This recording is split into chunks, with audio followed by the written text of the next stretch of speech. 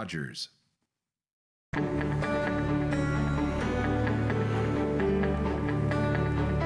Vous regardez TV Rogers, Ottawa.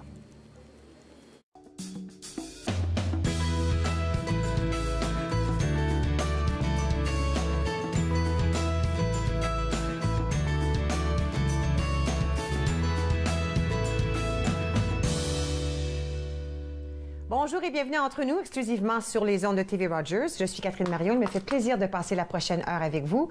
J'en ai parlé toute la semaine. Je vais en parler une dernière fois parce que le grand événement est aujourd'hui. Nous avons rencontré la semaine passée, je crois que c'était jeudi ou vendredi, Grace Brochet, son petit frère Abraham.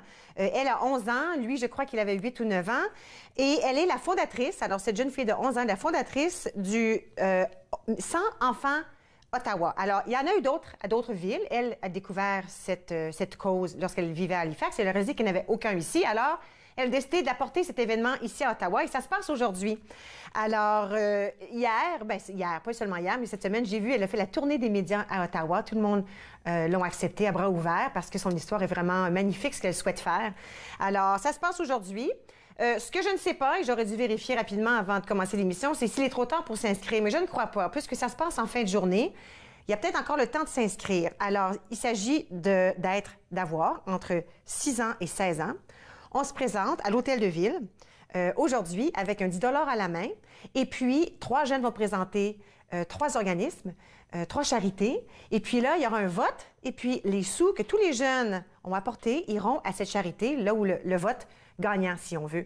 Alors, ce que Grace souhaite faire, c'est de montrer aux jeunes qu'ils ont le pouvoir d'apporter un changement important à leur propre communauté et de s'impliquer, qu'il n'y a pas une âge où on doit s'impliquer. Et puis, je pense qu'on peut dire que cette année, en 2018, on réalise à quel point dans notre pays et dans d'autres que les jeunes ont une voix importante quand ça vient au temps de faire des changements qui sont importants pour eux. Alors, Grace apporte ça à Ottawa. Ce sera un événement où il y aura 4 rencontres durant l'année. Alors, aujourd'hui, c'est la première à l'Hôtel de Ville. Il y en aura 3 autres. Moi, ce que j'ai proposé au producteur avant l'émission d'aujourd'hui, c'est de la revoir juste au début de l'émission, comme je fais tout de suite, pour lui parler de comment était le succès d'aujourd'hui.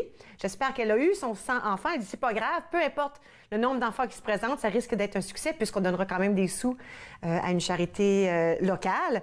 Mais je lui souhaite ces 100 enfants. Vous pouvez les suivre sur Twitter ou aussi sur Facebook. Et puis, j'ai hâte de pouvoir lui parler à savoir comment c'est passé aujourd'hui. Alors, 100 enfants Ottawa à l'Hôtel de Ville. Bonne chance, Grace. Et Abraham, je pense à vous aujourd'hui. Maintenant, des productions, tapage et autres bruits sourds. Alors, c'est un événement qui se passe le 27 et 28 mars au studio Azrieli au CNA. Alors, c'est une production du Théâtre français du CNA en exclusivité à Ottawa.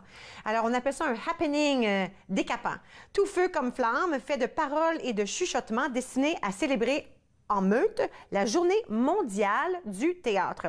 Alors, un espace d'évasion sans quatrième mur où de jeunes interprètes s'emparent des mots d'un éclatant regroupement de 18 auteurs, les Poids-Plumes. Alors, on les appelle les Poids-Plumes. Sous la gouverne du trio constitué de Lisa Lheureux, Annie Cloutier et Louis-Philippe Roy, les Poids-Plumes signent avec tapage et autres bruits sourds un spectacle abrasif et sensible, légèrement chaotique et poétiquement un peu trash. J'adore quand il dit ça comme ça. Sur le thème du combat entre le vacarme et le silence en cette ère des médias sociaux. Ça va être vraiment très intéressant. 4 jeunes interprètes et un musicien prennent d'assaut la scène avec cet événement qui devrait faire autant de bruit que les précédentes réalisations du collectif. Et puis, ils ont des titres vraiment... c'est génial un petit peu. Le dernier, c'était « Comment Frenchie, un fonctionnaire sans le fatiguer ». OK, faut rire un petit peu, là. Et musique pour un monte-charge français. Alors, ils ont tous des titres très curieux. Mais celui-ci se passe le 27 et 28 mars à 20h au CNA. Alors, il s'agit d'aller voir le site web du Centre national des arts pour acheter vos billets pour cet événement. Maintenant, on parle de bourse pour les jeunes. Alors, si vous êtes francophone et vous habitez hors du Québec et vous avez plus de 21 ans et que vous aimeriez suivre une formation professionnelle en documentaire, on a des bourses pour vous. Les bourses d'études UniTV peuvent vous en donner l'occasion. Alors, UniTV octroie 2 bourses à l'intention d'un réalisateur ou d'un producteur franco-canadien de la relève désireux de participer à la prochaine édition de l'une des formations en documentaire proposées par l'INI. Alors, il y a soit le programme documentaire et le micro-programme réalisateur en documentaire. Alors, le programme documentaire propose un apprentissage intensif qui vous immerge au cœur de la pratique tout en favorisant la réflexion. Il comporte 2 profils en lien avec la réalité du milieu, réalisateur et producteur. Alors, c'est une formation intensive de 6 mois où on donne une bourse de 15 000 $. Et puis l'autre, si vous souhaitez partager votre vision du monde et alimenter votre réflexion avec vos co-citoyens, alors c'est une différente bourse pour le micro-programme réalisateur. Et là, on parle de 5 000 $. Alors, allez voir sur le site Web pour en avoir plus d'informations. Ça risque d'être très intéressant. Et de vous aider avec vos études. Maintenant, aujourd'hui, nous allons parler du tourisme Ottawa avec Jantine Van Cregten. Elle est ici. Elle va nous parler de ce magnifique prix, de plein de choses qui se passent à Ottawa. On parle avec Lisanne Roux-Leblanc des éditions Interligne, des choses qui se passent avec la revue Liaison. Et enfin, Roxane Bélanger, elle est de retour. Elle est orthophoniste avec Premier Mot. Et puis, nous allons parler du bégaiement chez les jeunes, à savoir ce qu'on peut faire, ce qu'on peut le remarquer et quoi faire dès qu'on le remarque. Tout ça se passe dans la prochaine heure ici entre nous. Vous regardez Entre nous sur les ondes de TV Rogers.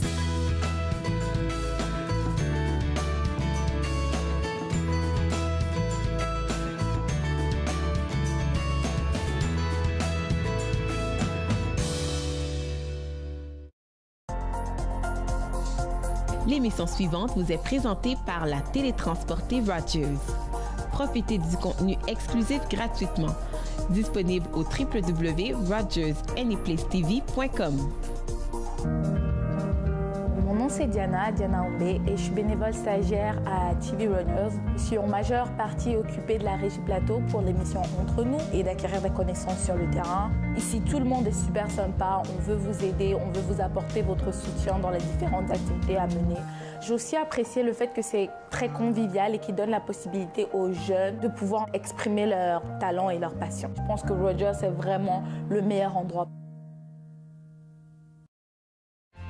Family, it's just extremely important. People move around. Connected for Success has just made it so much easier. For the longest time, I was on cloud 9. It connects you to family, it connects you to the outside world, and it makes you feel connected to the community. It was a whole new experience. You realize then how much you missed out.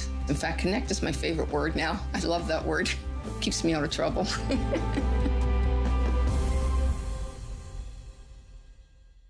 Exposés, discours, conférences, c'est à Podium que vous les retrouverez. Il y a eu différents événements déclencheurs. On se comprend qu'être artiste, c'est pas une job normale. Podium, mardi 21h sur TV Rogers.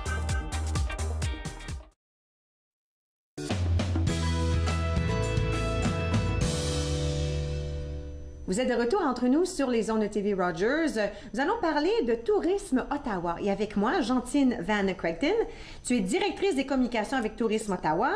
Et en plus qu'il y a plusieurs choses qui se passent cette année en 2018, il y a aussi les prix Alliance canadienne du tourisme sportif qui ont été vraiment très importants pour Ottawa. Oui, plus tôt ce mois, on a gagné 2 prix de l'Alliance canadienne de tourisme sportif. Un, c'est pour mon collègue Daryl Cox qui travaille dans le milieu. Il a été nommé champion de l'année de tourisme sportif et Ottawa, Tourisme Ottawa a été nommé la destination de tourisme sportif de l'année. Wow! Yeah. Ça veut dire qu'on a beaucoup de choses sportives dans notre région, dans notre ville. Exactement. Et les événements sportifs attirent le monde, mais aussi la couverture comme les émissions, quand ils partagent le jeu, le match, ils parlent d'Ottawa, ils parlent de nos attractions et nos hôtels et des choses à faire à Ottawa. Mais l'année 2017 était une année spectaculaire.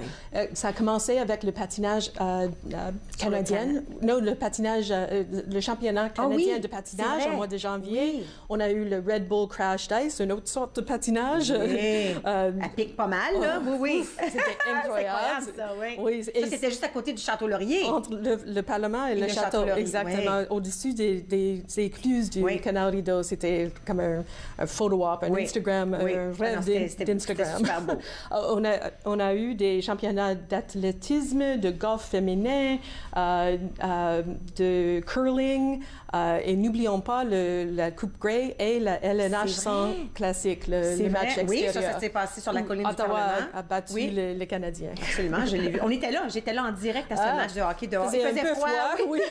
Mais nous, on était sur le côté sud, si je ne me trompe pas. Je ne suis pas sûre, mais en tout cas, au moins, il y avait un mur un peu derrière, mais j'avais porté une couverte, il fallait rester emmitouflé, c'était pas mal froid. Mais quand on parle de ces choses-là, tu dis, on peut voir toutes ces choses-là à la télé, les gens en parlent, le tourisme, le sport. Est-ce qu'on parle aussi des choses comme le canal, ou c'est un sport, mais bien sûr, les Gatineau, les provinces, mais ça, c'est pas Ottawa, le parc de la Gatineau, c'est tout dans la même région. Les gens, c'est pas important si c'est au Québec ou en Ontario, c'est notre région de la capitale nationale. C'est ça. Alors, c'est les gens qui, une fois qu'on attire et on est l'hôte d'un grand événement comme ça nous aide à la prochaine fois quand on vise à avoir un autre événement comme ça. On peut dire, oui, on a eu du succès en 2017, on peut le faire encore et plus grande. Et on a vraiment une communauté qui aime être l'hôte des événements comme ça. Alors, on a des bénévoles, on a un système de transport, on a des hôtels à tout prix, on a des universités, des organisations comme les sénateurs ou l'OSEG à Lansdowne qui sont des bons partenaires pour attirer les choses comme ça. Alors, est-ce que Tourisme Ottawa s'occupe de cette partie-là, de cette chose-là? Alors, vous essayez d'avoir des événements sportifs dans notre ville. C'est Daryl Cox, c'est son job, c'est son emploi. C'est pour ça qu'elle a gagné ce prix-là. Exactement. Et il travaille fort avec la ville, avec les organisations, comme j'ai dit, les sénateurs, même l'aéroport, les universités, Oui, parce que ça prend plus qu'une personne. Il faut qu'on ait un peu le... faut que la communauté vraiment la communauté supporte l'événement et trouver... Puis on a suffisamment de place pour faire... C'est ça. On a tellement de terrain, entre la grande patinoire dans l'Ouest, que sûrement ils peuvent nous prêter pour un événement. Le curling qui a eu lieu, c'était le Briars, qui a eu lieu sur O'Connor. C'est tellement beau. Es-tu déjà allé à l'intérieur, là? Oui. C'est tellement beau parce que c'est original. C'est une des premières dans la région d'Ottawa. Mon fils a eu la chance de jouer à quelques reprises. C'est un curler. C'est tellement beau. Puis que cette coupe-là, que ce bonspiel, si on veut, je pense pas qu'il y a un terme français pour ça. Ça s'est fait ici. Exactement. Et même les activités qui retournent à chaque année ou les événements comme le Race Weekend, alors la course en mois de mai, à la fin du mois de mai. Oui. Ça, c'est les marathons. Le 10, le demi-marathon, le 5, le 2, ça, c'est une grosse affaire. C'est toute la fin de semaine. Et la Coupe Capitale, le Bell Capital Cup, c'est le hockey des jeunes. C'est entre le Noël et le jour de l'an. Alors, ça nous aide à remplir nos hôtels dans une partie de l'année où c'est pas trop occupé. Alors, c'est vraiment un impact économique des événements. J'allais dire, quand on fait venir un sport ici, les restaurants, les hôtels, les taxis, les autobus, les taxis. C'est ça, toutes ces choses-là. Wow. Exactement. OK, alors, félicitations. J'adore qu'on a gagné 2 prix. Maintenant, on parlait de 2018. Parce que 2017, là, c'était une année extraordinaire. Spectaculaire. Il y a eu tellement de choses parce que c'était notre 150e. Là, on assume, bof, la patinoire, c'est fini sur le Parlement. Il n'y en a plus de choses. Non, c'est pas vrai. Pas vrai du tout. C'est pas vrai. Non. Même si on parle de le mois prochain, le 18 avril, c'est l'ouverture du nouveau Galerie d'art d'Ottawa. Pas le Musée national, le Musée des beaux-arts du Canada, mais la Galerie municipale d'art d'Ottawa. Alors, anciennement, c'était dans la Cour des arts, mais ils ont bâti un nouveau bâtiment à côté. Et c'est 5 fois la superficie de l'autre galerie. Alors, c'est beaucoup plus grande. C'est l'entrée gratuite. Je l'ai vu il y a 2 semaines et c'est si beau. C'est lui qui est tout blanc à l'extérieur. Exactement. C'est tellement beau. Et c'est pas seulement la galerie d'art qui a la collection Firestone, c'est la collection permanente qui a beaucoup d'art des groupes des 7, ainsi que A.Y. Jackson, qui est un membre des groupes des 7, qui anciennement a vécu à Manotick à la fin de sa vie. Alors, il a peinturé des scènes de Manotick et de la vallée des Outaouais. Wow. Alors, c'est une connexion locale. Mais ce n'est pas seulement la galerie d'art. Il y a aussi des condos, mais aussi des salles de classe de l'Université d'Ottawa, le programme de théâtre, ainsi qu'un nouvel hôtel qui s'appelle le Germain Ottawa. C'est tout collé ensemble. Exactement. Le Germain va ouvrir ses portes en mi-mai. Alors, c'est un nouveau hôtel de luxe. C'est une chaîne canadienne, ça vient de Québec. Oui. Ils ont des... J'ai eu la chance de rester dans le Germain à Toronto. Ah. C'est excitant. C'est swanky. C'est, oh my God, swanky en masse. Exactement. Et avec Landaise, Ottawa, Marché Bay, qui a ouvert ses portes en mois d'août 2016, et avec le ferme Château-Laurier et le Westin, on a vraiment un choix haut de gamme dans le même quartier. Wow. Et avec les rénovations qui ont eu lieu au Centre Rideau, on a Tiffany et Nordstrom et tous les grands magasins, même Simons. Alors, c'est vraiment un changement dans le quartier vers le Marché Bay. Alors, 2018, il y a encore plein de choses qui se passent. Oui, une autre nouveauté qui commence en mois de mai, c'est Le Boat. C'est un beau nom bilingue. Oui. Le Boat, c'est une compagnie qui loue les bateaux. 2, 3 ou 4 cabines. Alors, c'est bon pour une escapade romantique pour 2 personnes ou même toute une famille avec les grands-parents et les petits-enfants. Les bateaux sont à Smith Falls. Alors, c'est mi-distance entre Ottawa et Kingston, sur le canal Rideau. Alors, l'idée, c'est les clients du boat louent les bateaux pour 1 semaine ou 2 semaines et ils peuvent conduire et se promener. Lui-même, exactement. Et on peut arrêter à Merrickville ou à Perth ou même en centre-ville d'Ottawa.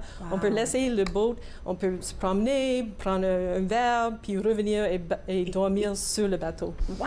C'est excellent. Mais là, si je veux voir toutes ces choses-là, est-ce que je vais à tourismeottawa.ca? C'est ça, exactement. On a toute l'information. Bon, écoute, je sais qu'il y en a beaucoup plus qui se passe en 2018. C'est juste le début. C'est juste le début. Ce que les gens sachent, c'est que 2017, c'était wow, mais 2018 va être wow aussi. Le party continue. Ah, j'aime ça. Écoute, merci beaucoup, Gentine. Alors, j'invite tous les gens à la maison. tourismeottawa.ca. Allez voir ce qui se passe cette année en 2018. Pourquoi pas s'embarquer dans une nouvelle aventure? Vous allez sûrement trouver des choses intéressantes pour le printemps, l'été, l'automne, l'hiver 2018. Maintenant, nous allons prendre une toute petite pause et puis à notre retour, Lisanne Roux-Leblanc sera assise avec moi et nous allons parler des éditions Interlignes. Restez avec moi, vous regardez Entre nous sur les ondes de TV Rogers.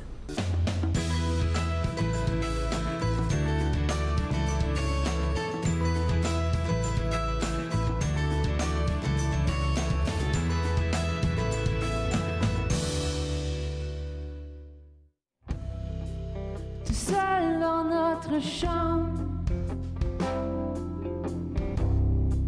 je te jure que rien n'est drôle.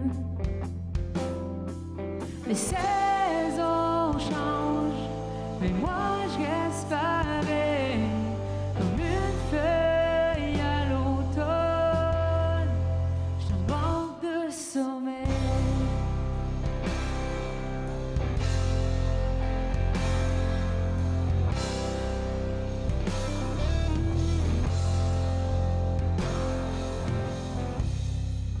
Je vais me couler un bain froid, plonger ma tête sous l'eau. Mais tout est si clair, tout est si beau. Les saisons changent, mais moi je reste pareil.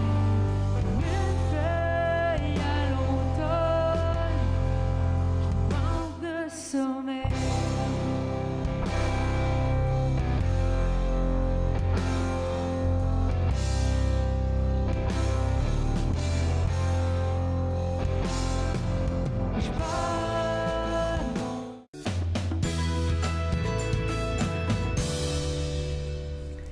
Vous êtes de retour entre nous sur les ondes de TV Rogers.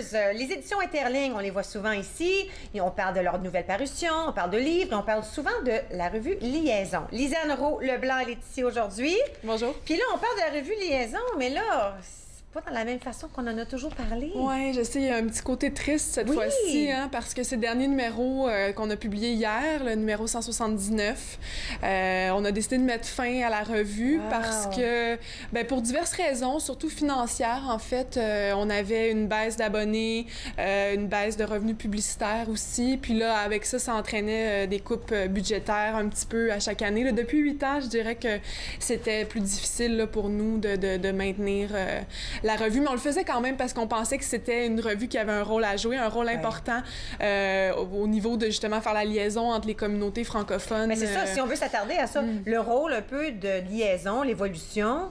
Oui, c'est ça. Bien, Liaison, en fait, ça faisait juste depuis 2005 qu'elle était pan-canadienne, là, qu'elle couvrait l'Ouest, l'Ontario, l'Acadie. Mais au départ, Liaison, elle a été créée en mai 1978 à Ottawa. C'était au début le bulletin de liaison, d'où le titre, de l'organisme Théâtre Action, que tu connais bien, donc qui s'occupe de la promotion du théâtre francophone en Ontario et aussi à travers le Canada. Et donc, au début, ça parlait vraiment juste de théâtre. C'était des comptes rendus de pièces de théâtre, des critiques. C'était aussi des articles d'intérêt pour les comédiens, les gens du milieu du théâtre. C'était aussi, évidemment, des annonces pour rejoindre tous les gens dans le milieu du théâtre. Et puis, peu à peu, ben là, c'est ça, ils se sont rendus compte qu'elle jouait un rôle important puis que ça serait le fun qu'elle couvre aussi d'autres arts que le théâtre. Donc, tranquillement, il y avait des fois des critiques de romans, ou en fait de publications franco-ontariennes, de cinéma, des choses comme ça. Même il y en a qui publiaient des textes littéraires, là, des poèmes ou des créations. Donc là, à un moment donné, ils se sont dit, bon, est-ce que la revue devrait continuer à parler juste de théâtre? Qu'est-ce qu'on fait avec la revue, finalement? Et là, c'est là que les éditions L'Interligne ont été créées, dans le fond, en 1981, donc 3 ans plus tard. Puis c'est des gens comme Marc Henkins, qui travaille aux éditions David, Denise Truax, qui est l'éditrice chez Prise de Parole maintenant, donc qui ont participé à la création des éditions L'Interligne pour... Dans le fond, les éditions, au début, existaient juste pour publier Liaison et diffuser la revue. Puis c'était une façon aussi justement de sortir du théâtre puis de parler de toutes les formes d'art en Ontario français. Donc, à ce moment-là, ça a été un tournant, puis c'est devenu vraiment la publication. Elle avait le sceau d'être la seule publication qui parlait d'art en français en Ontario, donc c'était quelque chose. Puis elle était publiée souvent. Au début, c'était mensuel là, quand elle était pour Théâtre Action. Ensuite, c'est tombé à 6 numéros par année. Et puis, dans les années 80, ils sont tombés à 4 numéros pour essayer justement de peut-être de mieux concentrer là, à chaque numéro c'est ça, de faire un tour de la question, mais de resserrer, disons, les critères aussi, d'être plus journalistique dans leur approche. Et donc, c'est ça, elle n'a jamais cessé d'évoluer selon les directeurs que l'Interligne a eu, parce que ça a toujours été ça. Dès que les éditions L'Interligne ont été créées, bien là, ça a été la personne qui était en charge des éditions était à la fois s'occuper de la production littéraire des éditions et en même temps de la production de la revue Liaison, rédacteur en chef ou rédactrice en chef. Donc, c'était quand même beaucoup de travail quand on a déjà un programme littéraire assez important, surtout présentement pour nous, là, parce qu'on publie de 15 à 18 titres par année de romans, donc... de romans de poésie et tout, donc ça devenait de plus en plus lourd. Puis il faut dire que la revue, je pense, son plus haut nombre d'abonnés, ça a été dans les années 90, où on a eu comme de 800, 900 abonnés par numéro, donc c'était énorme à ce moment-là. C'est un succès, un grand succès! C'était un grand succès, Liaison. Une soif pour les arts franco-ontarien. Mais c'est devenu franco-canadien éventuellement. Oui, c'est ça. Ben là, à un moment donné, en fait, il y a eu Stéphane Pissenac dans les années 90 qui a comme décidé d'aller explorer ça, là, justement, pour faire une version pan-canadienne. Je pense que c'était en 2002 qu'ils ont fait un numéro hors série qui tâtait un peu le terrain, voir s'il y avait de l'intérêt, voir quelles étaient les réactions du milieu franco-canadien artistique. Puis ça a bien fonctionné. Puis finalement, ça a été quelqu'un d'autre après lui. Lui n'a pas pu continuer ça, ou peut-être que on n'y avait pas les moyens à l'époque, je sais pas. Mais ça a été quand ça a été Arash Motachami Mali, qui a été directeur des éditions, que là, vraiment, ils sont allés de l'avant. Le but, même au départ, c'était de faire une édition, disons, différents numéros pour chacun des, disons, pour l'Ouest, un pour l'Ontario, un pour l'Acadie.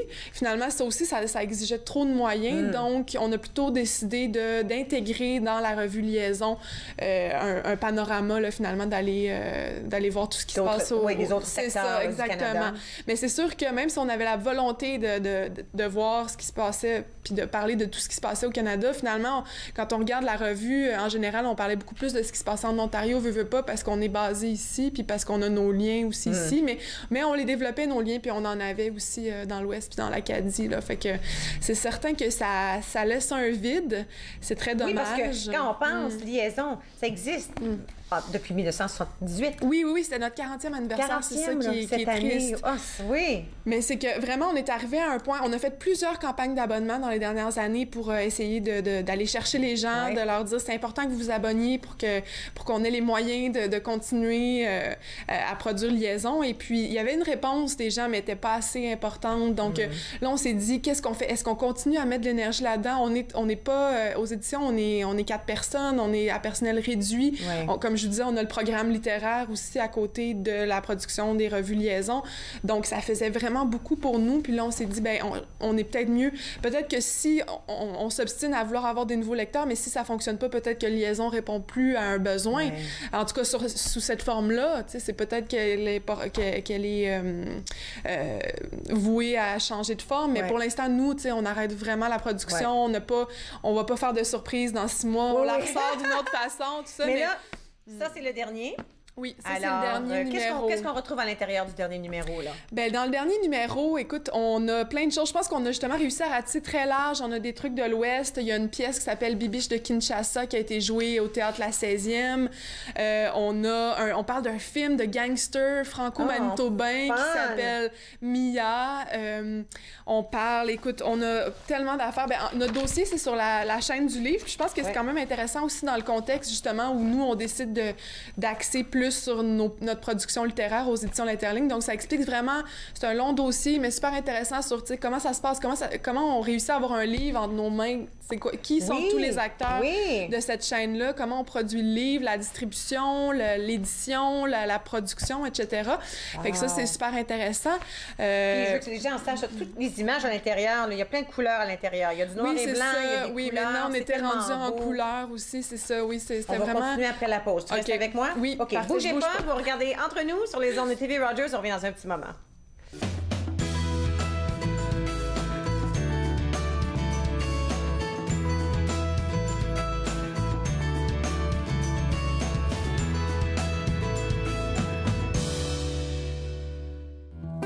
Un pas à la fois. Je ne peux pas avancer plus vite que ça. Si je fausse, ne t'en fais pas. Je me remettrai en redoublant de droit. Je me remettrai, le gauche et le droit, un pas à la fois. Je t'en supplie, ne m'en demande pas plus que ça. Si je pousse, si je me force, le temps gagné ne fera que retomber dans l'espace. Je retomberai, le gauche et le droit.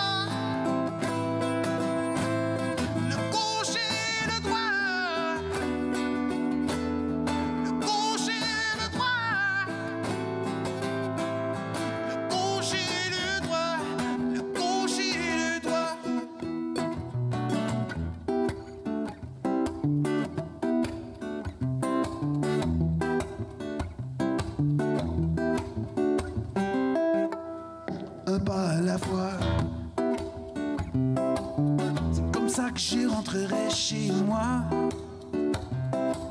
Si ce n'est qu'aux petites heures du matin, s'il faut que tu me guides par la main, je rentrerai chez moi, le gauche et le droit, le gauche et le droit.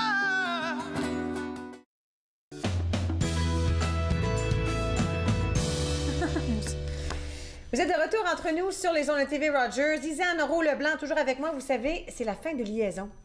Oui. On a parlé de l'historique. Écoute, le 40e, est-ce qu'on l'a eu le 40e ou ça se passerait plus tard cette année? Bien, en fait, ça a été en mai, parce que c'était en mai 78, mais non, c'est ça. On a décidé d'arrêter.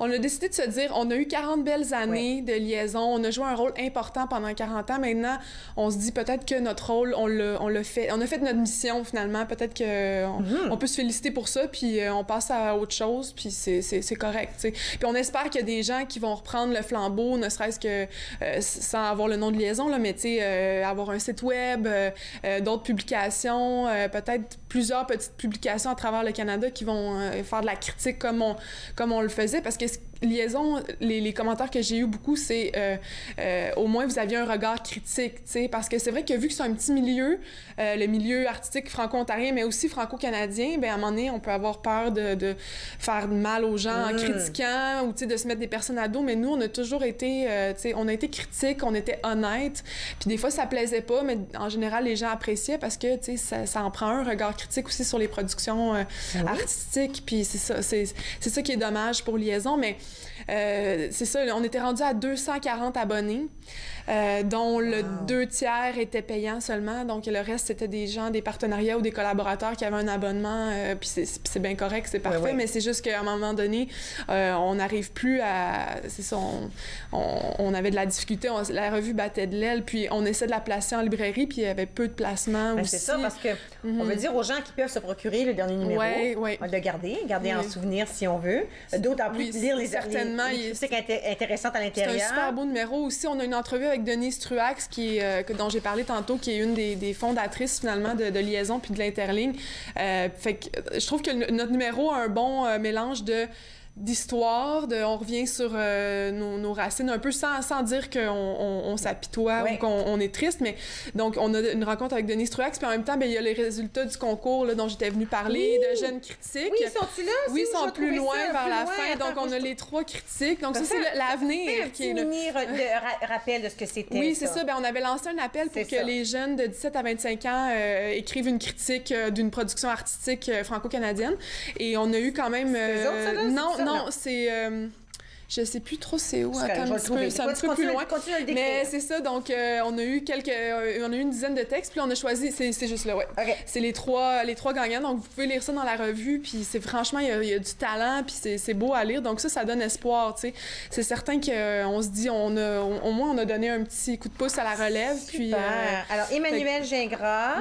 Sandrine Duval et Isaac Robitaille. Oui, puis c'est 3 personnes. Emmanuel est à Ottawa, Isaac est à Sudbury ou dans ce coin-là, puis Sandrine est au Nouveau-Brunswick. Donc, tu sais, on était contents quand même aussi de toucher un petit peu à plusieurs régions de la francophonie canadienne. Là. Mais je suis contente qu'on a réussi à les mettre avant que Liaison...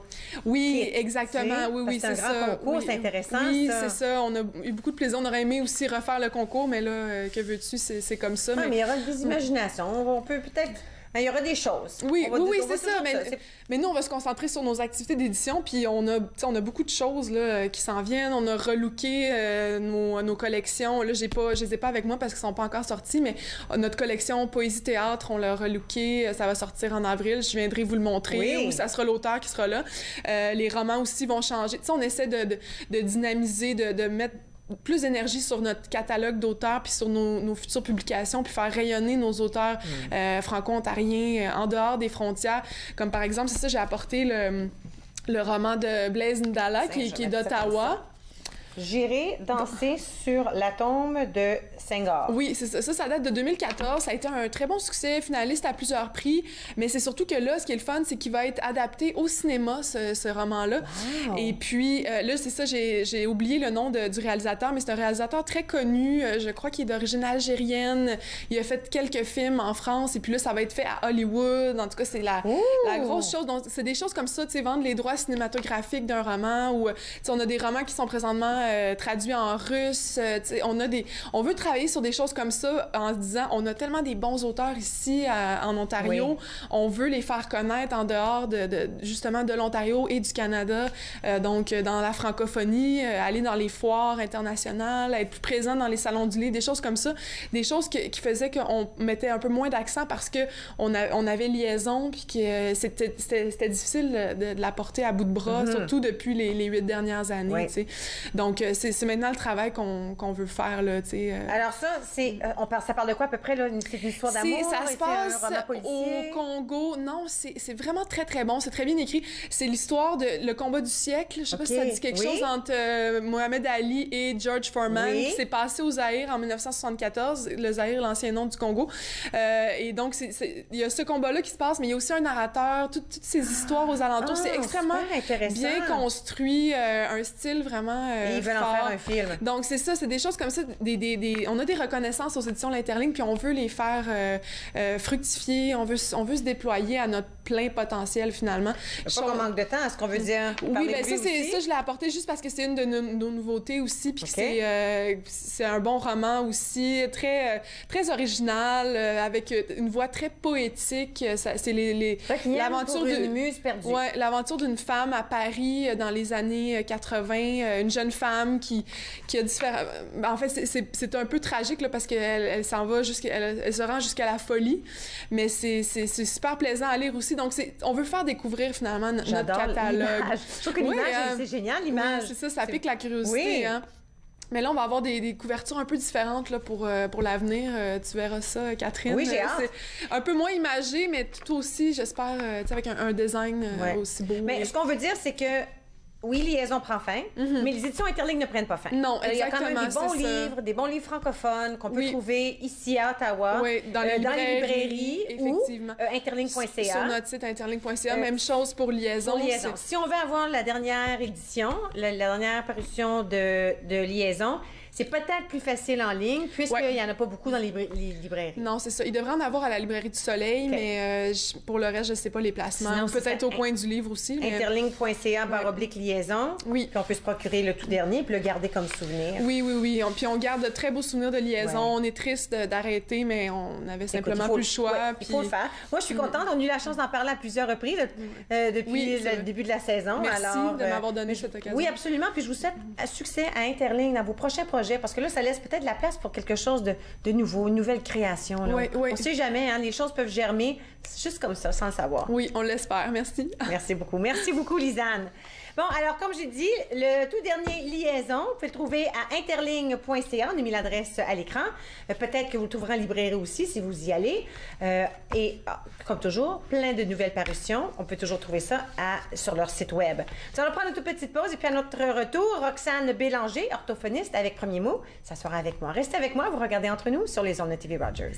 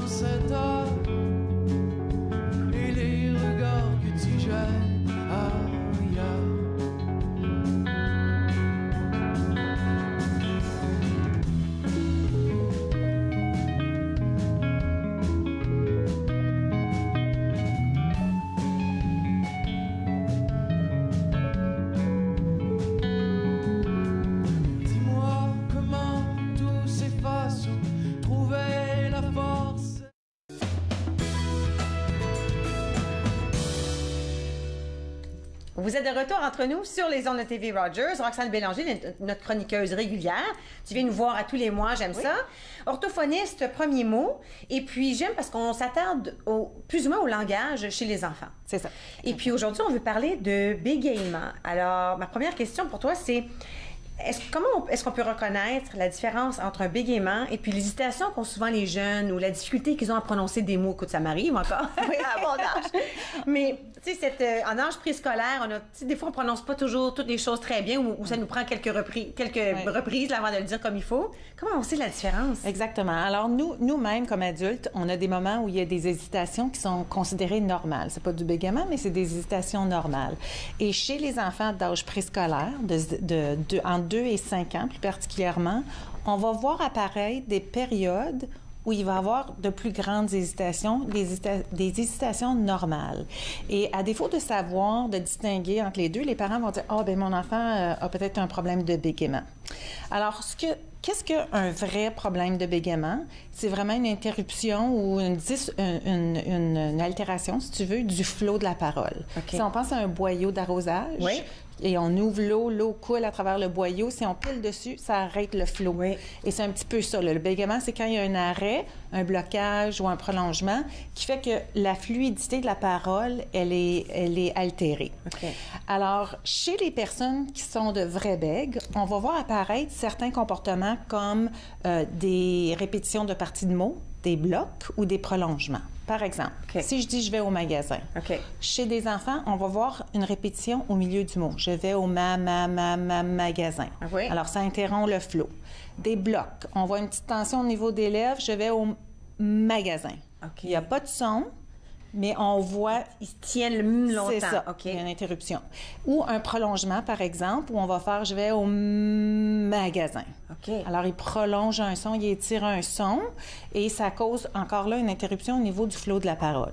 Est-ce que ça, c'est 3 types de bégaiement ou est-ce que c'est la façon dont l'enfant gère que ça... C'est 3 manifestations du bégaiement. Ils peuvent toutes se présenter au niveau du bégaiement.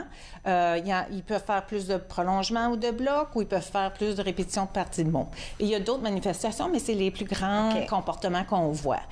Et puis, ce qu'on va voir arriver peut-être avec un vrai bégaiement, c'est des mouvements, des manifestations secondaires, des mouvements secondaires. Alors, chez des enfants ou des adultes qui bégayent, qui ont un bégaiement plus sévère, on va voir de la tension au niveau des lèvres, des clignements des yeux. Il y a certaines personnes qui vont se taper sur la cuisse ou taper du pied pour se sortir d'un moment de bégaiement, pour se sortir d'un blocage. Alors ça, c'est vraiment un vrai bégaiement. Chez les enfants entre 2 à 5 ans, ce qu'on voit arriver, c'est des hésitations plus normales qui sont surtout causées parce qu'il y a une explosion du langage. Oui, moi, j'allais dire, chez nous, j'ai un garçon qui parle beaucoup et trop vite. Alors, il voulait me raconter une histoire, puis j'avais comme l'impression que son cerveau était déjà rendu à la fin de l'histoire, puis sa bouche était juste au début, puis là, on est mal pris, parce que là, qu'est-ce que j'oublie? Entre 2 et 5 ans, ce que les enfants font, c'est qu'ils vont passer à travers des périodes où ils apprennent du nouveau vocabulaire, ils apprennent des nouvelles structures de phrases. Puis là, ils apprennent à pas seulement nommer ou commenter, mais ils apprennent à raconter des histoires, quelque chose qui s'est passé chez grand-maman hier. Et ça demande beaucoup de coordination puis d'utiliser le langage très rapidement. Et ce qui peut arriver, c'est que ça va causer des hésitations. Mais les hésitations vont être différentes du vrai bégaiement. Alors, ça va être plutôt des répétitions de mots, par exemple. Je veux un toutou. Oui, Il peut y avoir des révisions. Par exemple, je veux un verre de lait. Alors, parce qu'ils se corrigent. Ils se corrigent, sont en train d'organiser leur pensée, de trouver le bon vocabulaire rapidement. Et puis, il y avoir beaucoup d'interjections. Par exemple, je veux un verre de lait. Alors, tu sais, encore là, c'est pour se donner, ça interrompt le flot de la parole, mais c'est vraiment pour se donner un petit peu plus de temps ou pour mieux structurer là, leur pensée en utilisant les bons mots, les bons sons. Je suis retournée dans... Je me souviens très clairement comment c'était dans la maison. Mais c'était comme ça. Tu sais, des fois, je dis, OK, arrête, respire, là. Parce que c'était Attends, 1 minute. Tu fonctionnes trop vite. Respire un tout petit peu, trouve tes paroles. Et ce qu'on voit, c'est que ça peut arriver à certains moments donnés, arrêter. Et quand l'enfant évolue en 2 à 5 ans, à 3 ans, ça peut revenir un petit peu, ces hésitations-là, parce qu'il est en train d'apprendre quelque chose de nouveau au niveau de son développement du langage. OK, alors, ça peut être normal un peu, ce genre de... C'est absolument normal. Alors, entre 2 et 5 ans, on voit souvent ce genre d'hésitation qui peut arriver. Puis, une des choses qu'on veut dire aux parents, c'est observer. Observer ce qui se passe. Regarder un petit peu, là, est-ce qu'il y a des choses qui semblent influencer? Est-ce que c'est dans une période où l'enfant est en train d'apprendre beaucoup de langage? Puis, combien de temps ça dure? Alors, souvent, ce qu'on va dire aux parents, c'est si ça dure plus entre 6 mois à 12 mois, alors, à ce moment-là, il faut peut-être penser à quelles seraient les prochaines étapes si ça continue. Est-ce que l'enfant commence à être conscient qu'il y a des hésitations? Est-ce que l'enfant note lui-même, je reste pris avec mes mots? Alors, à ce moment-là, ce sont tous des facteurs qui peuvent venir nous dire, ça serait le temps de consulter. OK. Et puis, il y a différentes causes. OK, j'allais dire, est-ce qu'on sait pourquoi certains ont un bégaiement et d'autres n'en ont pas? On sait que le bégaiement, c'est vraiment une perturbation neuromusculaire. Il semble que l'anatomie puis la physiologie du cerveau chez les personnes bègues ont des fragilités. OK. Alors, ça va causer des incoordinations au niveau de la respiration qui entre en contact avec les cordes vocales et les articulateurs pour la production de son. Et cette difficulté à se synchroniser, la respiration, vibration des cordes vocales, articulation, va causer ces interruptions de la parole. Est-ce que c'est quelque chose qu'on peut remédier ou changer tout doucement ou apporter des... Absolument. Oui. Alors, on a beaucoup plus de succès chez les enfants si on commence en âge préscolaire. Plus on est tôt, comme n'importe quel problème de la parole ou du langage, plus on intervient tôt, meilleurs sont les résultats. Alors, si on commence pendant que l'enfant est d'âge préscolaire, on peut changer des facteurs environnementaux, on peut changer des facteurs au niveau de la langue, du langage plutôt, et puis on peut transférer ces habiletés-là à mesure que l'enfant vieillit. Wow! Je te garde avec moi, d'accord? On va continuer. Il y a des mythes qu'on voulait peut-être couvrir par rapport au bégaiement, c'est ça?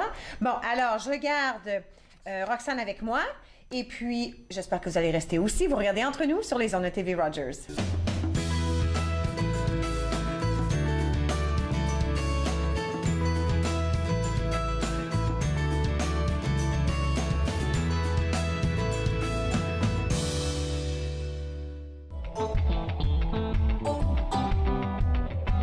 Sous le soleil des affamés, lui s'en va le ventre plein. Toujours à s'éloigner, l'envie de partir à portée de la main. Si ce n'était que de l'histoire, dans son rétroviseur, de celle-ci seule assise derrière, dans son rétro qui pleure, confort sous un torrent de pluie. Car sa vie le retient, du peu, il tient encore dans les mains. Le reste, il s'en plaindra demain, ce geste aura raison de lui, modeste désir qui ne reviendra pas. Le temps qui s'effrite pas à pas, rattrape toujours celui qui fuit. J'étancherai ma haine, je soignerai ma paix. Itinérant sans solde, toujours insatisfait. J'étancherai ma haine, je soignerai ma paix. Itinérant sans solde. Dans cette ville qu'il a vu naître, la pitié est maître. À ce vouloir d'exil, cette fin pourtant il sait finira peut-être par tout lui prendre. En dédain, à quoi s'attendre quand le poison lui fait son effet? Mais ça vous le saviez déjà, au chat qui dort on ne touche pas. Les dégâts de la loi du talion ont fait de nous ivrognes et pions. La quête d'échappatoire dans un monde de fabulation, bientôt à en perdre la mémoire duquel des deux avait raison. J'étancherai ma haine, je soignerai ma paix. Itinérant sans seul, toujours insatisfait.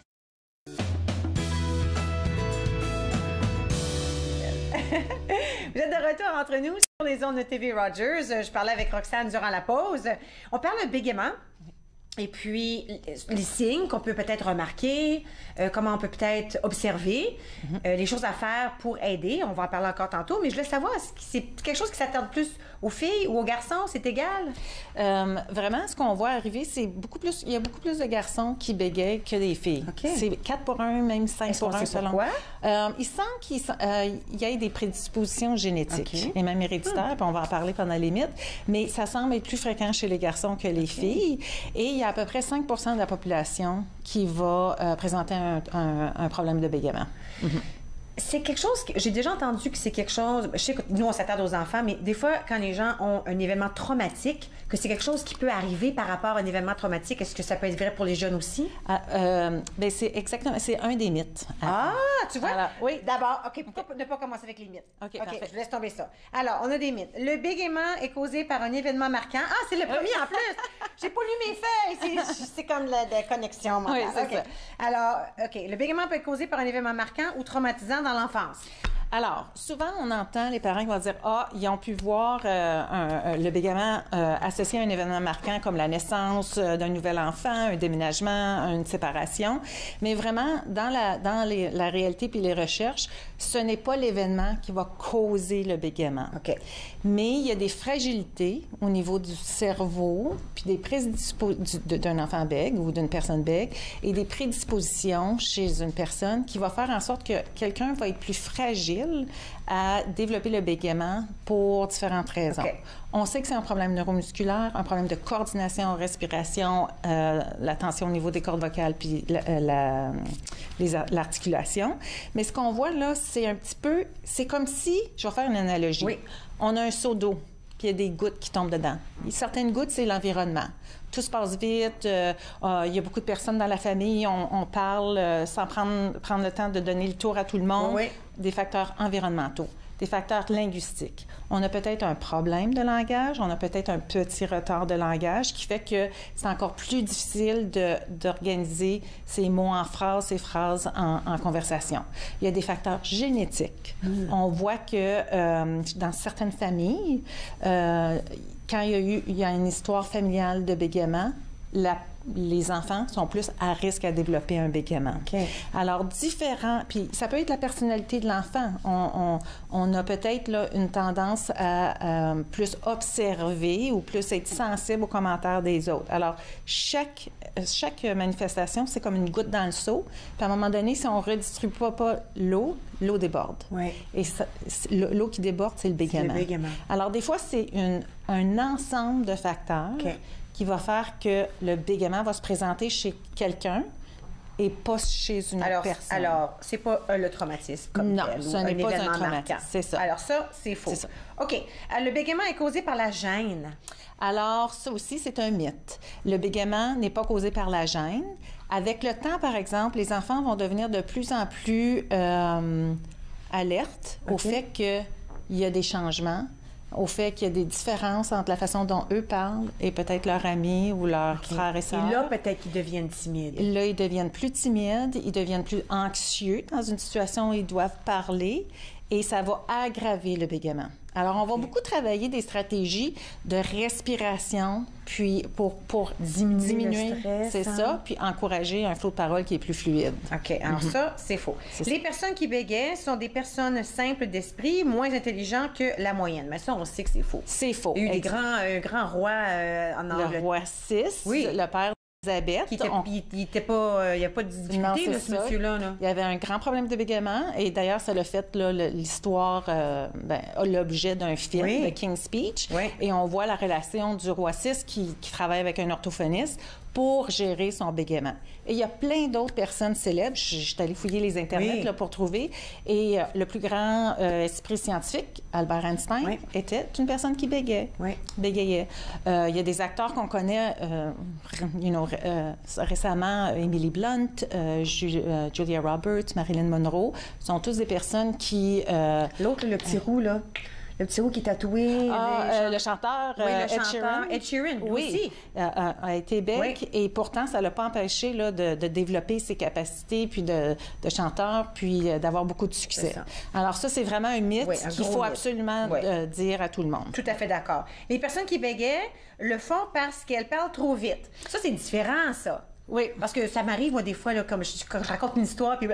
Oui, on répète certains mots. Non, c'est pas la même chose. Le bégaiement est vraiment différent des hésitations normales que toi et moi, on a. Quand on est fatigué, on peut hésiter plus souvent. C'est vrai. En fin de journée ou... Quand on a bu un verre de vin, ça arrive aussi. Oui, ça se peut, ça. Alors, ce qu'on dit aux parents, c'est de surtout essayer... C'est vrai qu'on a tendance à penser qu'ils vont trop vite, mais vraiment, quand on regarde la parole des personnes bègues puis la parole de d'autres personnes qui ne bégayent pas, il n'y a pas vraiment une différence au niveau du débit. C'est juste parce que c'est interrompu, puis il y a des bouts qui se font vite, puis il y a des bouts qui se font moins vite.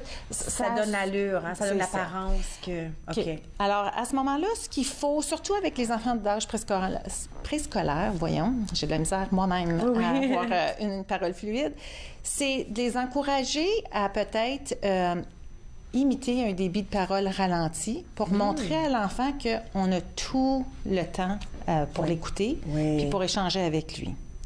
Et ce qu'on s'est aperçu, c'est qu'on ne veut pas attirer l'attention sur les moments où il est dysfluide, où il bégaye.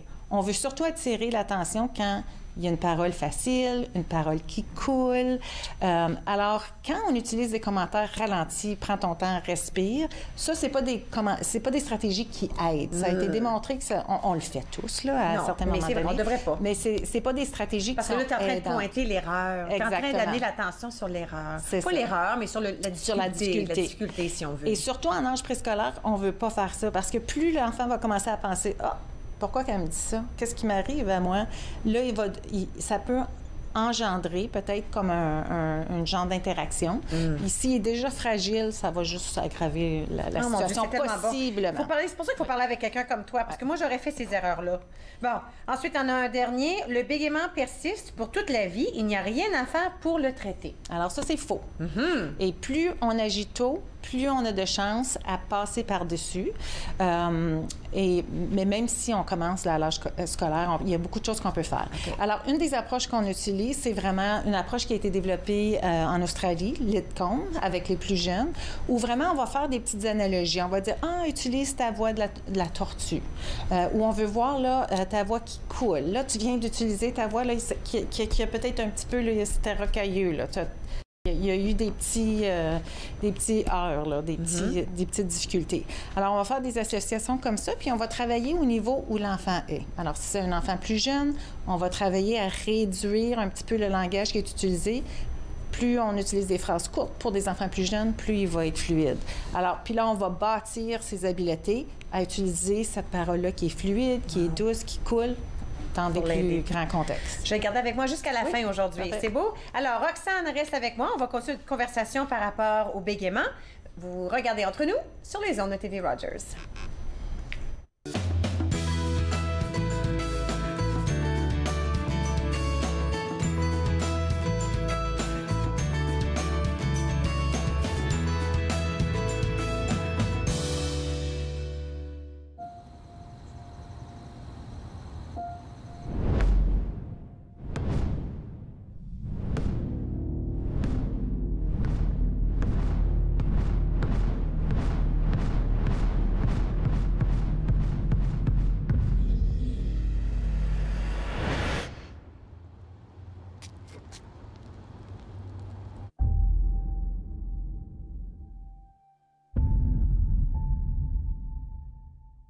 Est-ce que les entreprises franchisées ont leur place sur les campus universitaires?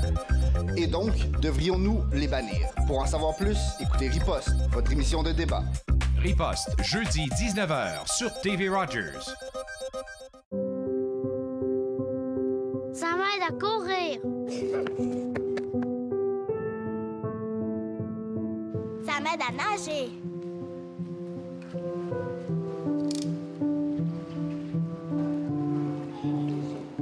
Ça m'aide à jouer au golf.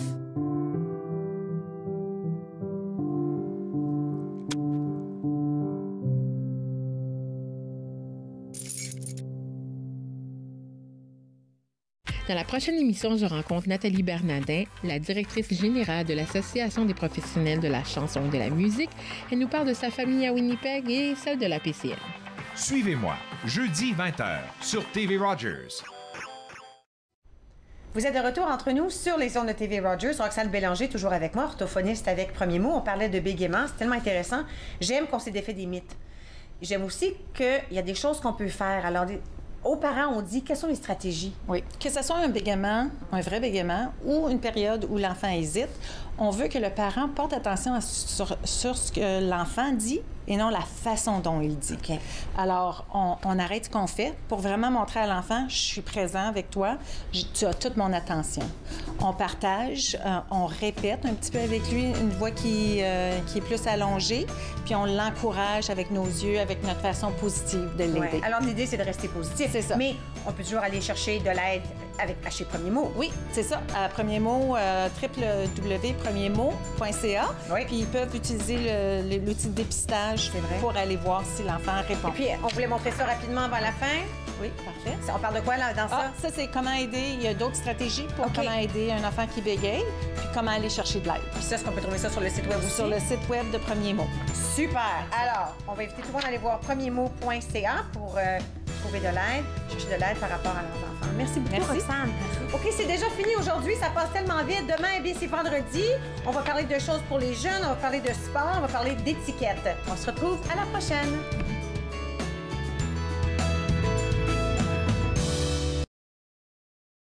Faites-nous part de vos commentaires en composant le 613-521-2323 par courriel sur Facebook et Twitter.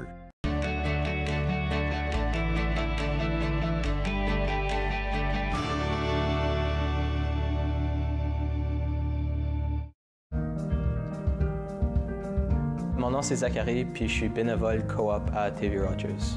J'ai vraiment aimé mon expérience à TV Rogers, spécialement en mobile, où j'ai fait hockey, soccer, football. Dans mon futur, j'aimerais vraiment poursuivre en production télévisuelle. Aussi à Toronto, j'aimerais faire du cinéma. Ici à TV Rogers, j'aime vraiment mon expérience parce qu'il y a plein de personnes ici pour m'aider et c'est une atmosphère vraiment joyeuse. Family, it's just extremely important. People move around. Connected for Success has just made it so much easier. For the longest time, I was on cloud nine. It connects you to family, it connects you to the outside world, and it makes you feel connected to the community. It was a whole new experience. You realize then how much you missed out. In fact, connect is my favorite word now. I love that word. It keeps me out of trouble.